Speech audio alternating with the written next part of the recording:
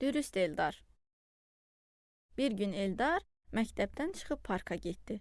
Parkda yerə düşmüş bir pul kisəsi gördü. O ətrafa baxdı, amma heç kim yox idi. Eldar pulu götürüb birbaşa evə getdi və anasına dedi: "Ana, parkda pul tapdım. Bunu kimsə itirib." Anası gülümsədi və cavab verdi: "Gözəl oğlum, gəl tapdığın kisəni birlikdə polisə aparaq." Onlar polis bölməsinə getdilər.